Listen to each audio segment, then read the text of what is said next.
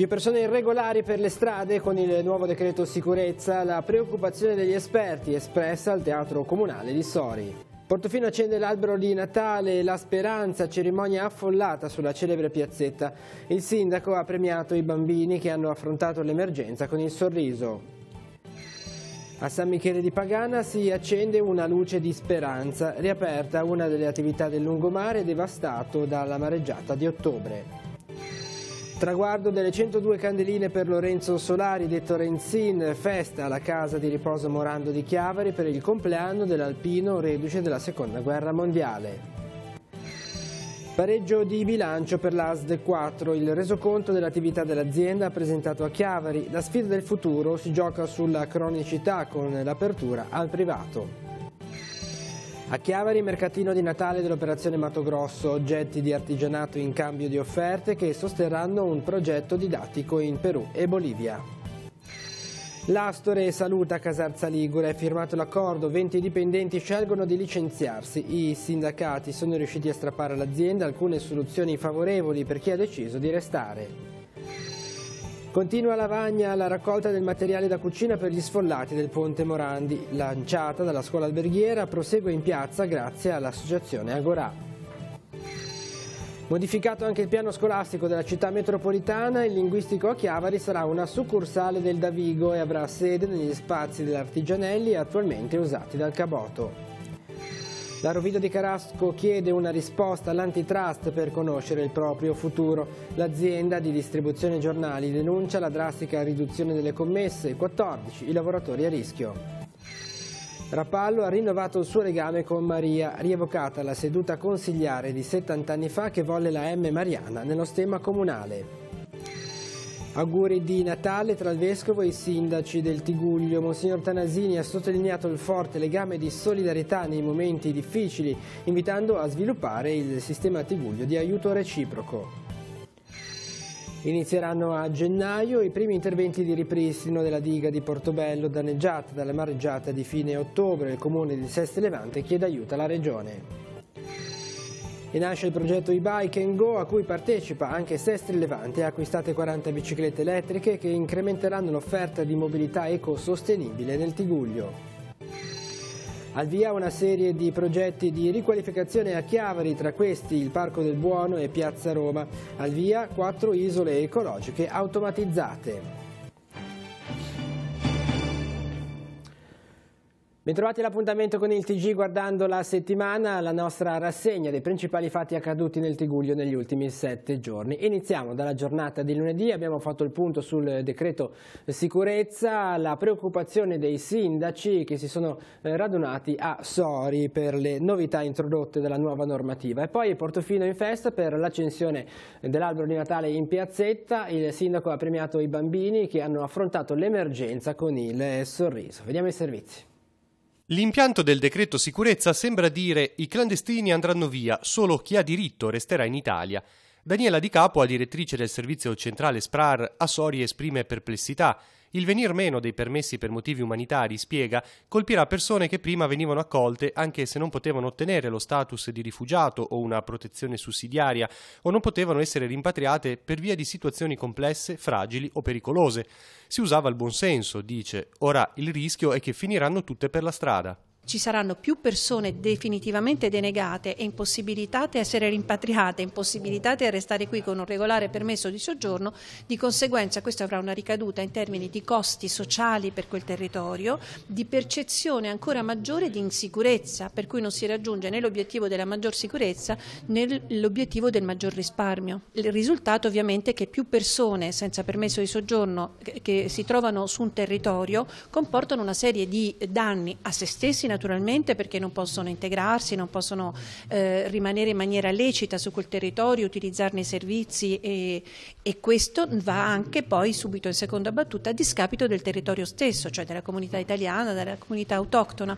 Per i comuni che hanno già attivato uno SPRAR non cambierà nulla per ora perché il decreto non è retroattivo. Triplice però la difficoltà per le amministrazioni. Primo, dovranno accogliere anche casi speciali con il rischio di prese in carico inadeguate. Secondo, ancora non si sa in che modo potranno proseguire il progetto di accoglienza. Il terzo livello di difficoltà è quello che invece, sempre per il discorso di prima, che le persone che dovranno uscire dai centri di prima accoglienza e non potranno entrare negli SPRAR e non avranno usufruito di servizi per l'integrazione e non avranno usufruito di servizi sanitari adeguati nella loro fragilità o condizione di difficoltà psicologica o fisica che sia, dovranno come comune, come amministrazioni locali farsene carico. L'impianto del decreto potrà dare adito anche a dei ricorsi? Sta già avvenendo perché alcune misure sono considerate illegittime dal punto di vista costituzionale o dal punto di vista proprio della norma sul diritto d'asilo e quindi sicuramente questo sarà un ulteriore aggravio. Dai, 1, 2, 3, battete! Dai, dai, dai! Sono stati i bambini, come è giusto che sia, i protagonisti assoluti della cerimonia per l'accensione dell'albero di Natale di Portofino a 40 giorni circa dalla mareggiata che ha isolato il borgo distruggendo la strada di accesso nella zona di Paraggi. Benedetto dal parroco Don Alessandro Giosso, l'albero illuminato rappresenta la speranza di un paese che vive grazie ai suoi visitatori e che ora, grazie alla passerella percorribile fino a Natale per alcune ore al giorno dai soli residenti, guarda al futuro con più ottimismo, anche perché i turisti comunque non sono mancati neppure in questa fase di isolamento. No, i turisti non hanno lasciato Portofino, neanche qualche commerciante che nonostante le difficoltà ha aperto lo stesso. Abbiamo avuto sin dall'inizio la farmacia comunale aperta la mattina dalle 10 alle 2, il mini market, il negozio di alimentari presente a Portofino e i turisti arrivavano comunque con i battelli via mare o via terra a piedi dalla pedonale sul monte. Gli appartamenti in affitto B&B apriranno i battenti di nuovo dopo un piccolo periodo di pausa per le vacanze di Natale, quindi con la possibilità di poter bere un caffè, mangiare qualcosa, comprare comunque anche sul posto, e i gestori degli appartamenti hanno dato questa disponibilità ed è un segnale molto molto positivo, direi. L'obiettivo resta sempre quello della strada nuova completata entro Pasqua, ma per il momento il clima di festa la fa comunque da padrone e per questo il sindaco Matteo Viacava ha voluto in questa occasione consegnare ai 7 bambini che ogni giorno sono andati a scuola con la motovedetta della Capitaneria di Porto e con il sorriso un attestato speciale perché, ha sottolineato, hanno affrontato l'emergenza da veri adulti. E proprio i bimbi portofinesi hanno intonato alcuni canti, prima di quelli proposti dal piccolo coro San Girolamo Emiliani e dai brani tradizionali intonati dal baritono Carlo Prunali e dalla soprano Chiara Bisso. Fra volti noti e gente comune, nella semplicità di questo gesto c'è stata tutta la speranza di un borgo bellissimo che ora vede davvero la luce, ma che in fondo non ha mai perso né la speranza né il gusto del saper vedere il lato positivo delle cose. Per me mi sembrava di essere tornata bambina, perché una volta noi eravamo così, perché se non avevi tu la macchina fino a 18 anni noi si viveva in piazzetta, siamo ritornati 30 anni fa. Cioè per me anzi eravamo più uniti perché prendendo anche il traghetto ci vediamo tutti, c'è più comunità. Quindi c'è anche un aspetto positivo forse in questo? Sì, per me sì. C'è da dire che siete gente forte che non avete mollato. Beh, siamo gente di mare per forza. Restiamo nel Tigullio occidentale, a San Michele di Pagana si accende una luce di speranza, è quella di una delle attività commerciali presenti prima della mareggiata che ha riaperto dopo la notte del 29 di ottobre. E poi una festa all'Istituto Morando di Chiavari, la casa di riposo ha festeggiato i 102 anni di Lorenzo Solari, detto Renzin, un alpino reduce dalla Seconda Guerra Mondiale. Oltre 1 metro di sabbia dinanzi all'ingresso principale e la non consapevolezza di quanto potesse essere accaduto all'interno. Il gestore di uno dei locali lungo il litorale di San Michele di Pagana Rapallo racconta l'esperienza vissuta in occasione della mareggiata di fine ottobre. Solo al momento che apri la saracinesca ti rendi conto e ci siamo trovati praticamente un 10-20 cm di acqua, il legno gonfio, i frigoriferi che sono partiti. E la prima cosa che fai è che ti viene da piangere, quello è normale. Allo scoraggiamento iniziale ha avuto la meglio il desiderio di rialzarsi, trovando una soluzione alternativa anche per la vicina gastronomia, sempre di proprietà degli stessi titolari, che non riaprirà entro l'estate. Ci stiamo organizzando, prendendo un altro fondo diciamo, non proprio sulla spiaggia ma dietro, dove faremo la nostra cucina, e una vendita di gastronomia per poter anche dare a Wine Art tutti i nostri piatti tipici liguri. I primi ad incoraggiare i gestori sono stati proprio i clienti, gli abitanti di San Michele di Pagana, il parroco, un'ondata di solidarietà più forte anche della mareggiata. Molti clienti sono venuti a consolarci, sono venuti a dire ragazzi volevo essere il primo a bere il caffè da te. E dico la verità, ha fatto molto piacere perché poi secondo me il fattore umano fa tanto. A distanza di oltre 40 giorni dall'evento calamitoso, uno dei locali danneggiati dalla furia del mare è ripartito. Abbiamo già iniziato con la pentolaccia, i giochi per i bimbi, insomma stiamo cercando di... diciamo tra virgolette come se non fosse successo niente. Nel buio della notte, in una baia incantevole incastonata tra Santa Margherita Ligure e Rapallo, è tornata a brillare una luce. Forse ci hanno scambiato per un faro, perché praticamente San Michele fino a qualche giorno fa era completamente buio, e accendere una lucina voleva dire, beh, comunque lì comunque c'è ancora viva, c'è qualcuno ancora che ha voglia di fare. Cioè abbiamo acceso, secondo me, la luce della speranza.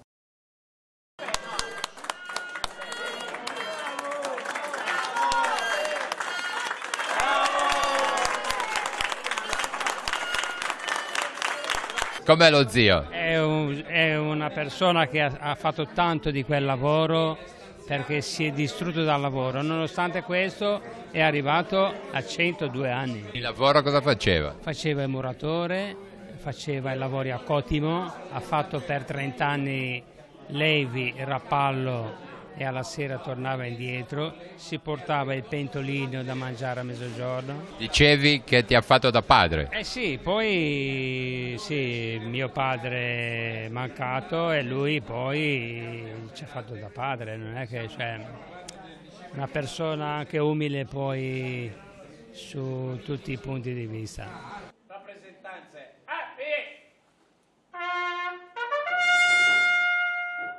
Ben 7 anni fra guerra e prigionia, non si è fatto mancare niente il nostro Renzi. Campagna di Francia, campagna di Grecia, in Albania, la campagna di Russia, dove è stato ferito e decorato sul campo.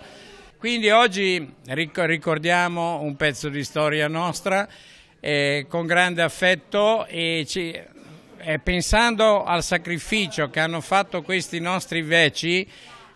Troviamo la forza di andare avanti e praticare quei valori alpini che loro ci hanno insegnato: senso del dovere, senso del sacrificio, della lealtà, onestà e della solidarietà. Insomma, gli alpini sono sempre giovani e forti. Sono sempre giovani e forti, hanno sempre 20 anni, lui ne ha 82 più dei canonici 20, però ancora è riuscito, ci terrei a precisare, è riuscito a spegnere le candeline, che non è poco, perché forse noi a 102 anni qualche problemino di più lo avremmo.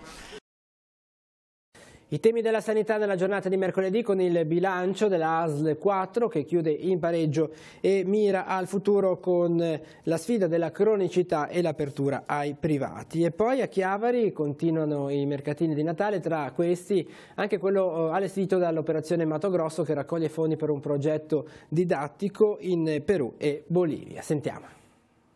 Il bilancio 2017 dell'ASL 4 chiude con un pareggio ottenuto non senza fatica ma con soddisfazione. Ad illustrarlo la direttrice generale Bruna Rebagliati, che sintetizza alcuni dei passaggi chiave della sanità nel Tigullio. Abbiamo attivato nuovi servizi all'interno delle strutture dell'azienda, completamente rivisitato la riabilitazione territoriale, quindi disabilità congenita, acquisite, riabilitazione motoria, portandole tutte all'interno della struttura di Chiavari, con grande soddisfazione dei nostri assistiti che ora trovano una risposta di grande valore all'interno degli immobili aziendali. Dal punto di vista strutturale, l'apertura della palazzina per i pazienti psichiatrici all'ospedale di Lavagna ha consentito una riorganizzazione degli spazi, favorendo la nascita effettiva di quello che diverrà un DEA di primo livello. Beneficiari in primis sarà il pronto soccorso. Stiamo facendo la progettazione esecutiva, ma stiamo già lavorando per spostare l'attuale pronto soccorso nei locali dell'ex SPDC per permettere l'avvio dei lavori. Abbiamo proprio fatto una progettazione a lotti perché ovviamente l'attività del pronto soccorso non si interrompe mai mai, e quindi ci vorrà un po' più di tempo per avere l'intero pronto soccorso completamente raddoppiato nelle sue dimensioni e interamente operativo, ma sarà un grande pronto soccorso. Il quadro complessivo dei servizi offerti si armonizza con quello demografico in un territorio dove il 29% degli assistiti ha più di 65 anni. La sfida del futuro si gioca sulla cronicità. Vincere la sfida sulla cronicità vuol dire lavorare sulla prevenzione, quindi sugli screening, sugli stili di vita, ma anche su una più virtuosa gestione della cronicità, e quindi l'integrazione tra l'ospedale e il territorio e la riabilitazione rappresenta sicuramente uno degli aspetti più importanti da affrontare. Abbattute significativamente le liste d'attesa, ora l'ASL 4 guarda al futuro, dove potrebbe avere un ruolo importante anche il privato. Questa rientra negli indirizzi programmatori regionali, sicuramente è un'opportunità da non sottovalutare. Il cittadino potrebbe ricevere un servizio aggiuntivo senza alcuna differenziazione rispetto a quello che è abituato a ricevere.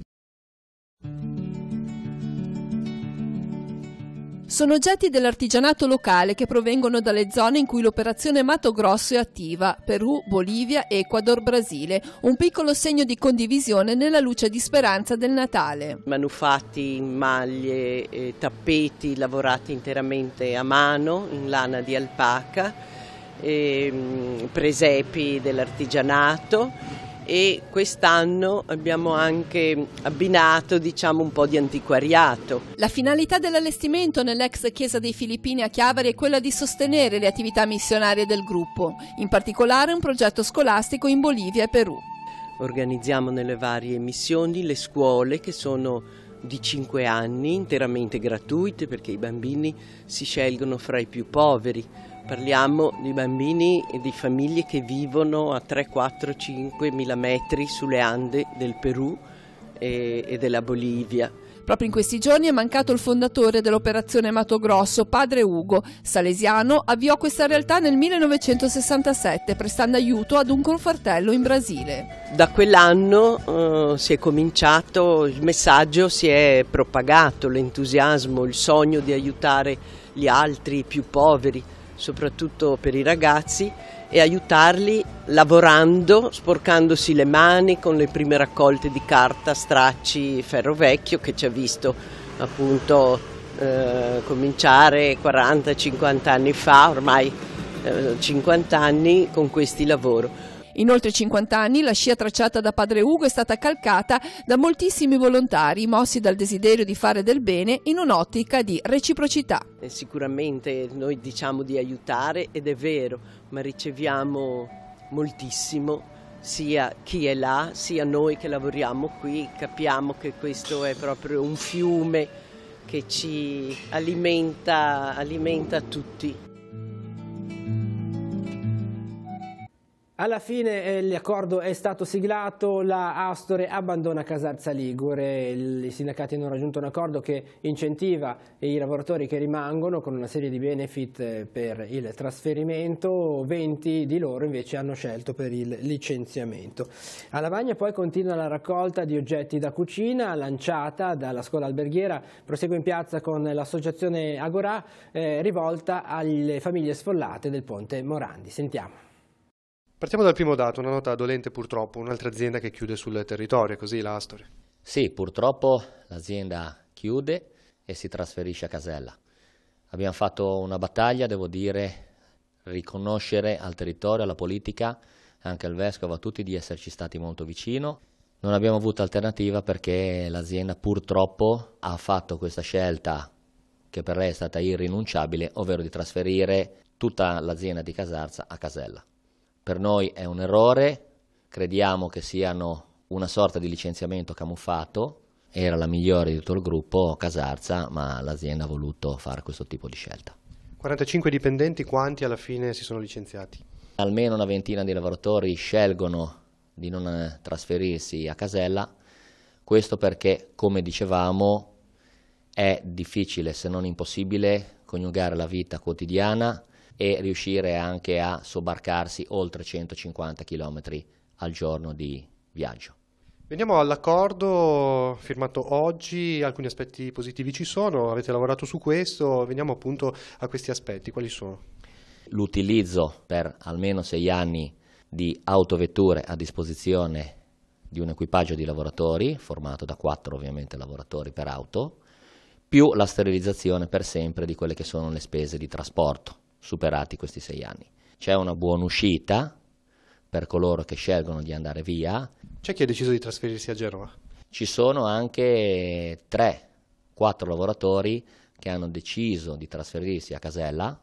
È chiaro che è una scelta di vita, è chiaro che da qui ai prossimi anni tutti insieme dovremo mantenere alta l'attenzione per quello che è il sito di Casella. Ci sono circa lì 300 lavoratori su Casella, non vorremmo che il vero progetto dell'azienda sia quello poi di trasferire, come stanno facendo anche altri, tutto all'estero.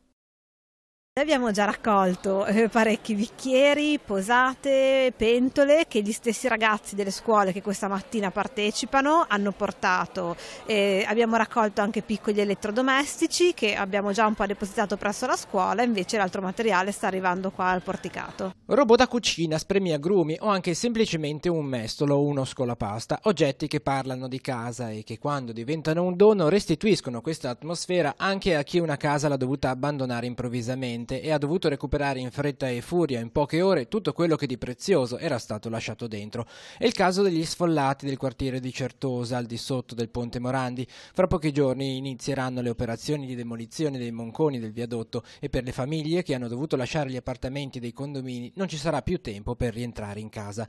Per loro è stata pensata la raccolta di materiali da cucina portata avanti dalla scuola alberghiera di Lavagna, che continuerà nei prossimi 2 sabati grazie alla collaborazione con l'associazione L'Agorà. La raccolta di questi oggetti continuerà anche il sabato 15 e il sabato successivo in un banchetto che l'associazione Agorà di Lavagna avrà nella piazza del mercato, dove venderanno i loro calendari e continueranno a raccogliere materiale che poi noi appunto porteremo all'ufficio del coordinamento di Genova che gestisce il materiale per le persone che hanno perso la casa. L'iniziativa ha visto subito in campo i ragazzi della scuola alberghiera di Lavagna, che già in occasione dell'aperitivo di beneficenza tenutosi sotto le volte del porticato Brignardello dopo la gara di Pesto al Mortaio dedicata alla memoria di Denis Alujai, hanno raccolto vario materiale e si occuperanno prima di Natale di consegnare il tutto al centro di raccolta per gli aiuti agli sfollati del comune di Genova. Noi pensiamo di fare già un primo viaggio la prossima settimana in maniera tale che le persone possano avere già questo materiale prima del Natale nelle loro case.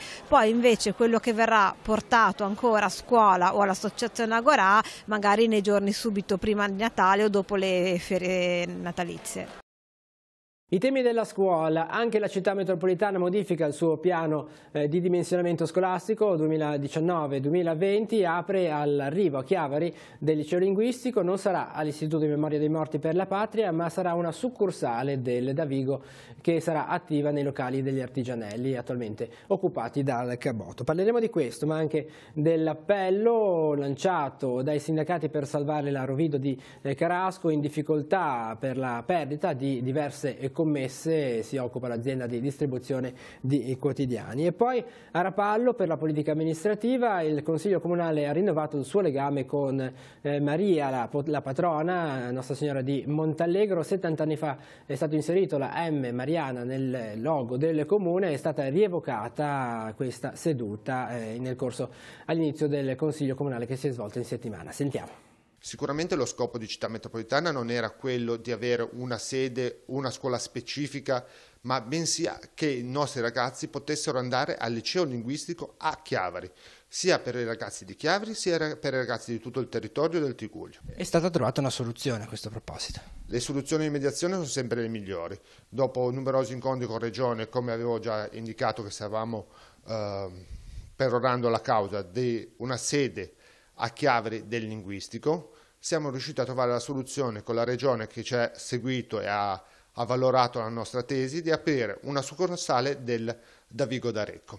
La sede sarà dall'uscita dall'autostrada di Chiavari, saranno 6 aule, 5 aule più un laboratorio, gli spazi sono più che sufficienti per iniziare, si valuterà in seguito in base alle iscrizioni se saranno necessari nuovi spazi. L'attuale zona occupata dal Caboto, che verrà spostato in altre aule, cercando di avvicinarlo di più alla sede centrale del Caboto stesso. Si sta lavorando anche per salvare il Marsano, l'Istituto Agrario di San Colombano Certenoli. Che cosa si sta facendo? Allora, in questa fase è importante che si abbiano il maggior numero di iscrizioni possibili. Sicuramente con numeri molto ridotti, come è successo l'anno scorso, di 7, è difficile l'attivazione di questa scuola, pur essendo una scuola molto importante per il nostro territorio, perché garantisce un presidio sul territorio e non solo, garantisce sicuramente un lavoro. Altre scuole non ti permettono di entrare nel mondo del lavoro subito dopo. Tra le novità nel Tigullio anche la sede distaccata del Natta De Ambrosis a Reggio Aglia. Sì, una sede del Natta De Ambrosis a Reggio Aglio. È stato scelto le scienze applicate perché garantiscono una formazione più ampia possibile, permettendo anche ai ragazzi di scegliere di cambiare dopo il biennio o il triennio, andando a dare degli esami integrativi per cambiare indirizzo. Questo permetterà ai ragazzi che vogliono rimanere nelle nostre vallate di fermarsi e inoltre permetterà alle famiglie di rimanere sul territorio. Si è arrivati a questa situazione a causa di una serie di disdette di grossi gruppi editoriali rivolte alla Rovido SaEA in favore di altri distributori non solo non del territorio, ma che hanno addirittura delle partecipazioni l'uno con l'altro, un gruppo editoriale con l'altro. Si sospetta un cartello, a questo proposito è in corso una causa legale promossa dall'azienda nei confronti dell'antitrust. L'azienda aspetta risposte per sapere quale sarà il suo futuro. Ecco, possiamo riassumere che il sentore che si stia costituendo una sorta di, come ha detto lei, cartello è evidente, ragione per la quale l'impresa ha intentato un esposto e una causa legale all'antitrust che ormai un anno fa, nel novembre del 2017, ha acquisito gli atti e che ad oggi, dicembre 2018, non ha ancora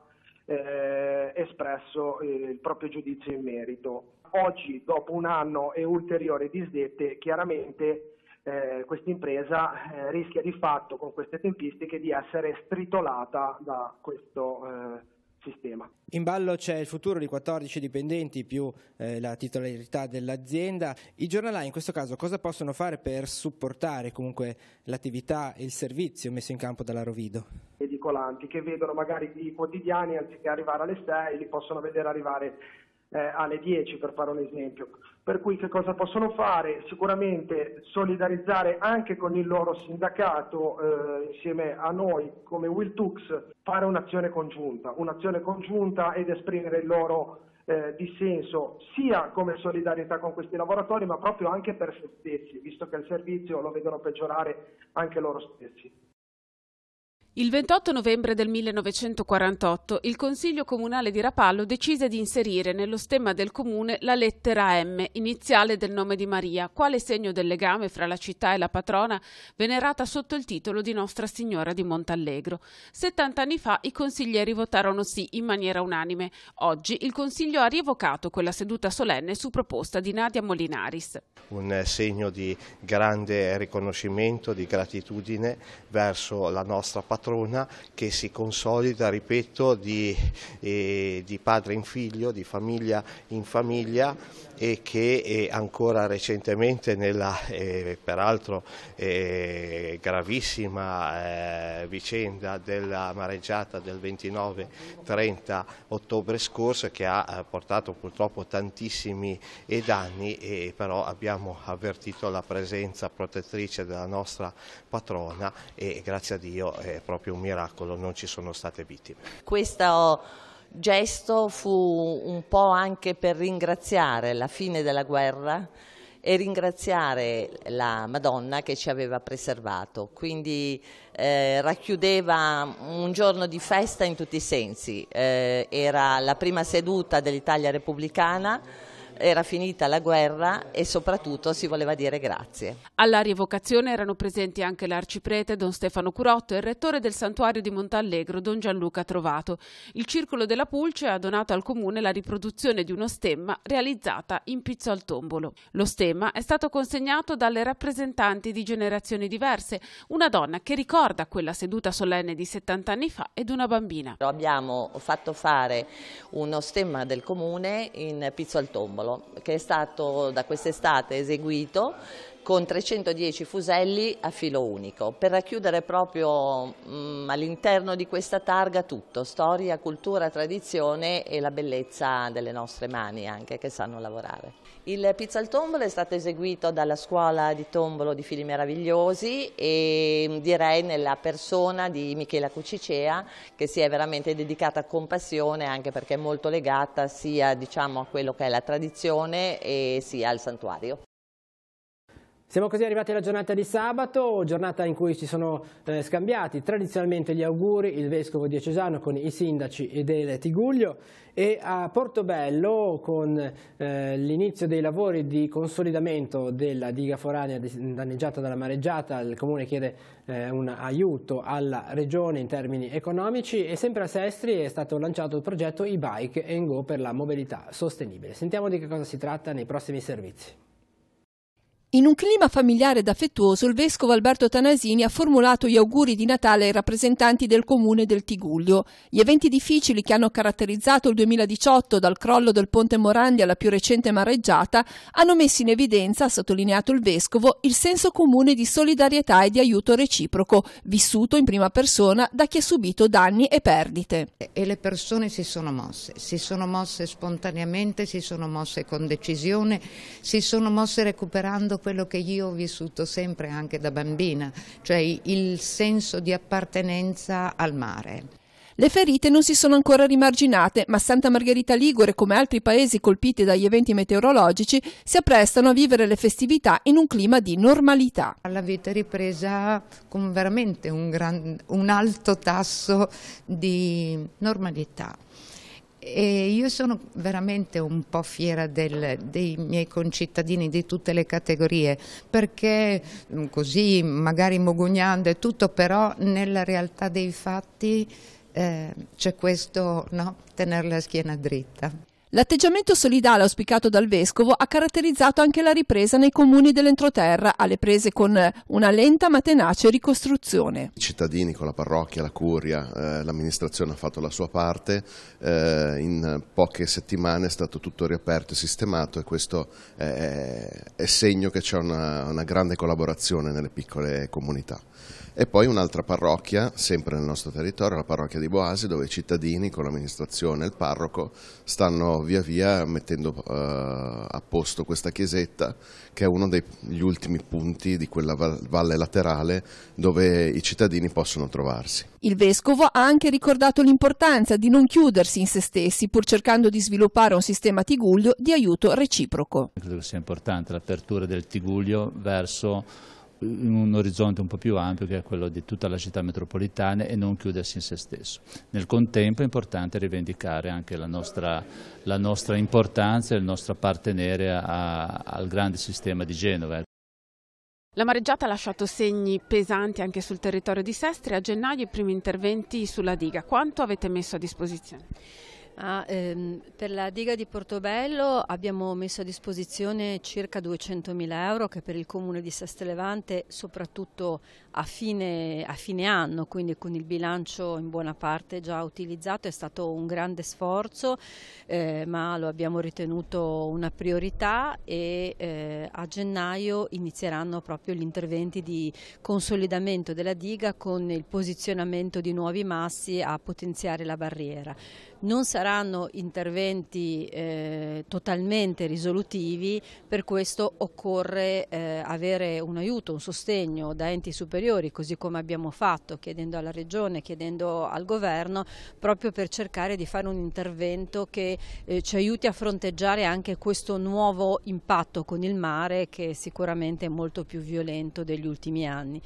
Abbiamo iniziato da subito invece con interventi di somma urgenza ad intervenire a Renà, dove c'è stato un danno ancora maggiore con il distacco di una parte, della parte finale della costa, e con lo svuotamento della strada carrabile abbiamo riempito il vuoto che si era creato sotto la strada, e ora stiamo andando avanti ancora in questi giorni con la riprofilatura della costa e col riempimento dei crateri che si sono formati nell'asfalto, svuotando proprio ampie parti di asfalto.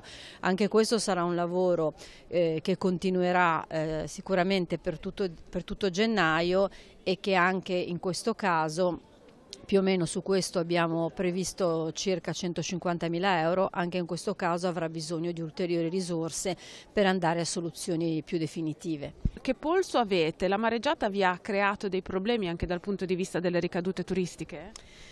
Ma sicuramente la concomitanza di due fatti, il crollo del ponte Morandi un po' per tutta la Liguria di Levante e le mareggiate hanno disincentivato il turismo. Siamo consapevoli, ne parlavamo anche appunto con il nostro tavolo del turismo, che occorre unire le forze sicuramente come abbiamo fatto negli ultimi anni sul territorio del nostro comune, ma anche nel Tigullio, per cercare strategie di promozione condivise che vadano insomma a far venire la voglia a tutti quanti di tornare numerosi nel Tigullio.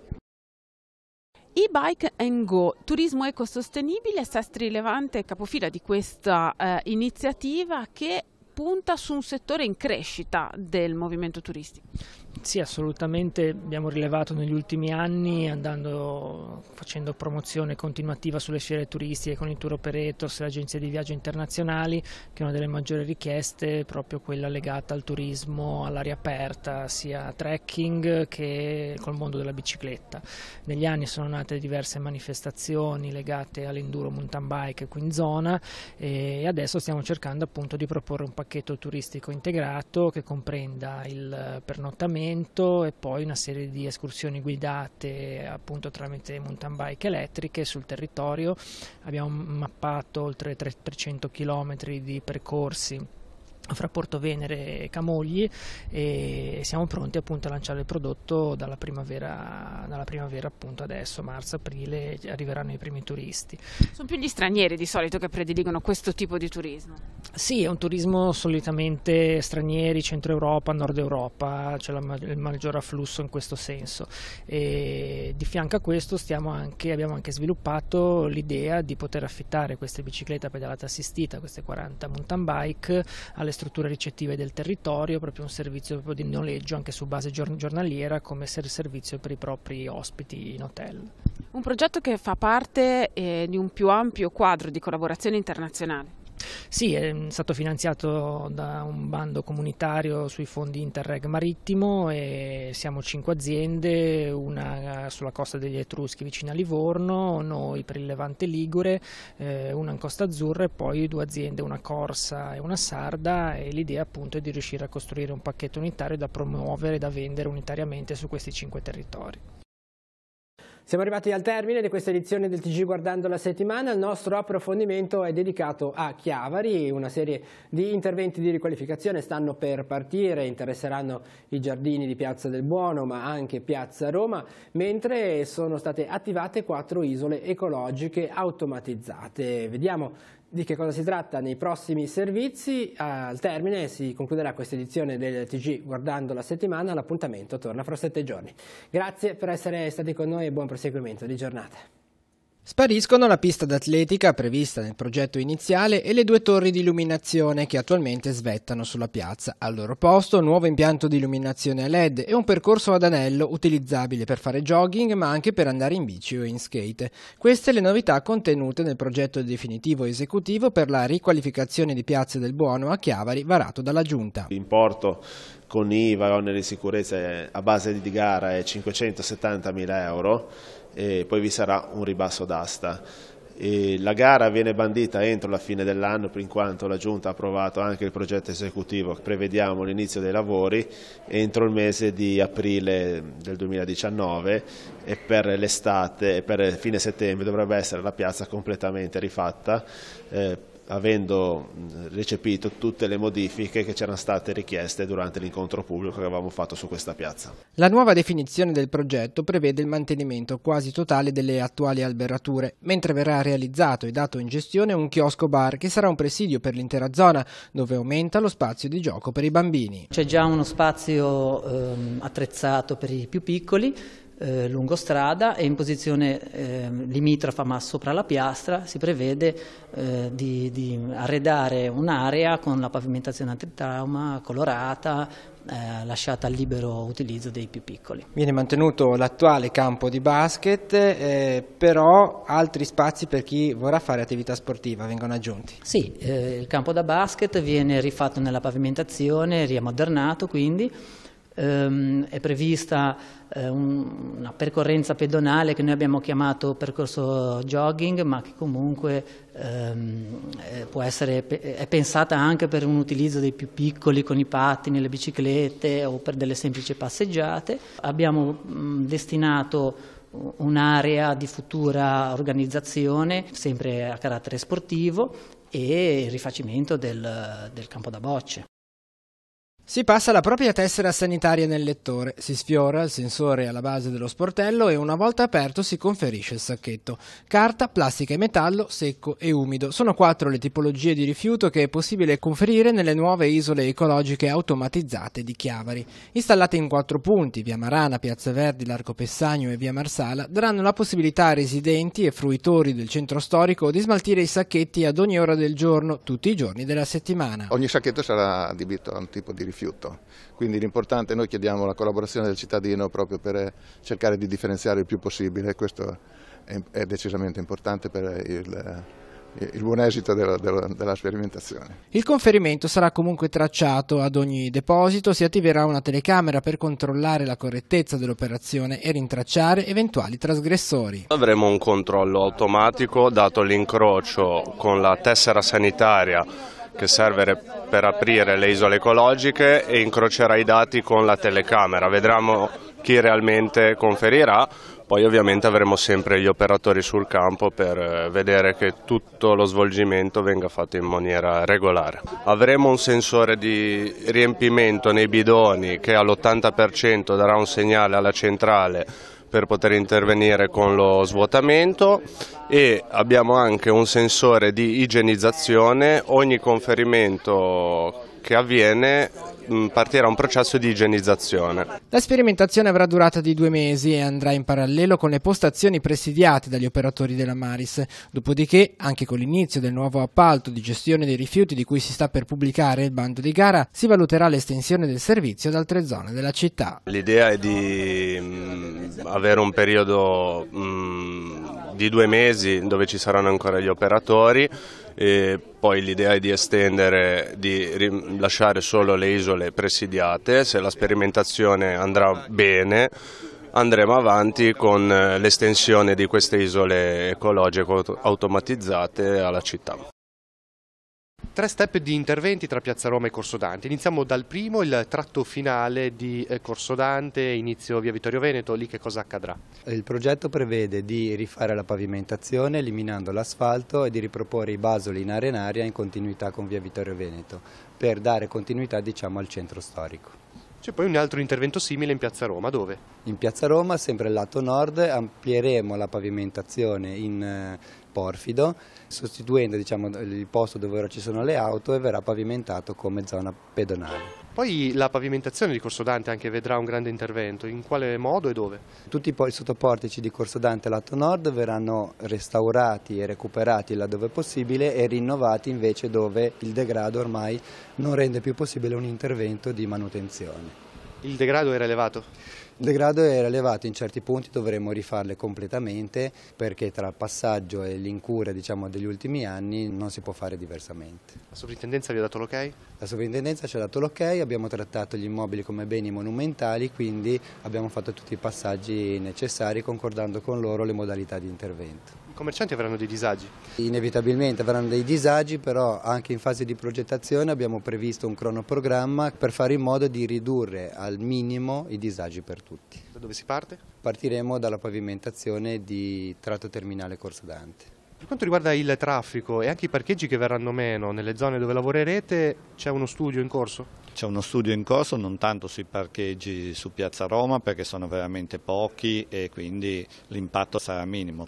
Un po' più complesso è un ragionamento che l'amministrazione sta facendo sul reperimento di parcheggi per i motorini che oggi in maniera abbastanza selvaggia parcheggiano in quel primo tratto che sarà proprio oggetto di pavimentazione. Dove potrebbero essere spostati? Stiamo ragionando nelle aree limitrofe da Vientella o altre zone adiacenti in modo comunque da poter garantire una dotazione corretta anche di questa tipologia di stalli.